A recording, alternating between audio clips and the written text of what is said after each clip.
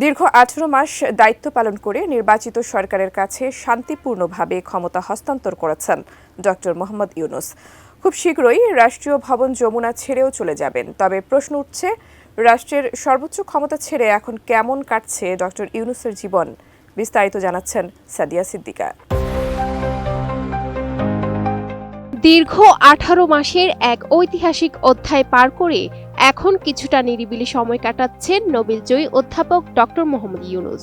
2024 সালের 5 আগস্ট আওয়ামী লীগ সরকারের পতনের পর 8 আগস্ট তিনি যখন বাংলাদেশের অন্তর্বর্তীকালীন সরকারের প্রধান উপদেষ্টার দায়িত্ব কাঁধে নিয়েছিলেন, তখন দেশ ছিল এক চরম অনিশ্চয়তার মুখে।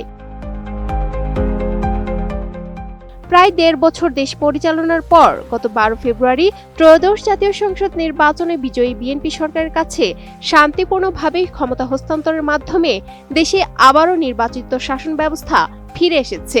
ক্ষমতা হস্তান্তরের পর বর্তমানে তিনি রাষ্ট্রীয় অতিথি ভবন যমুনায় অবস্থান করছেন। তবে খুব শীঘ্রই তিনি তার চিরচেনা কর্মস্থল ও গুলশানের নিজ বাসভবনে ফিরে যাওয়ার প্রস্তুতি নিচ্ছেন। ফিনিশ আপনার ঘরবাড়ি ও আঙ্গিনার সকল কীটপতঙ্গ ধ্বংস করে।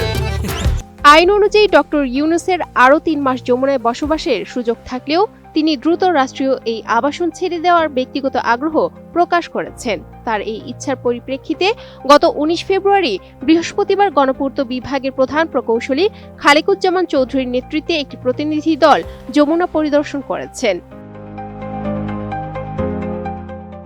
সংশ্লিষ্ট সূত্রে জানা গেছে, ডক্টর ইউনূস সম্ভবত আগামী মাসখানেক বা ঈদের পর তার ব্যক্তিগত বাসভবনে ফিরে যাবেন।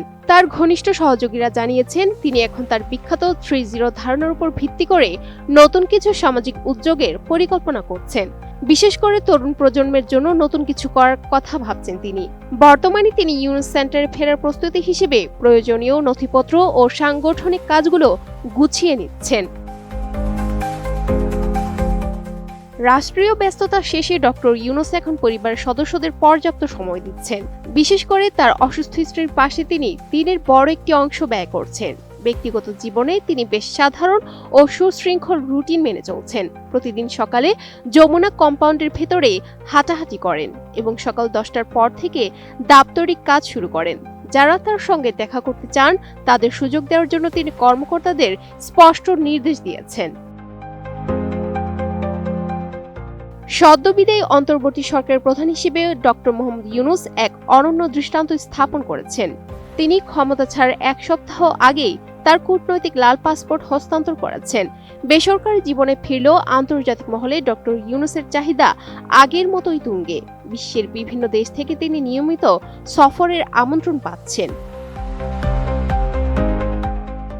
টেকসই উন্নয়ন লক্ষ্যমাত্রার সাবেক প্রধান সমন্বয়ক লামিয়া মোর্শেদ তার এই আন্তর্জাতিক যোগাযোগের বিষয়গুলো দেখভাল করছেন। আগামী মাসেই 5 দিনের এক সফরে তার জাপানে যাওয়ার কথা রয়েছে। এছাড়া সশরীরে বা ভার্চুয়ালি বিভিন্ন আন্তর্জাতিক সেমিনারে অংশ নেওয়ার প্রস্তুতিও নিচ্ছেন তিনি। Sadia Siddika, ATN news.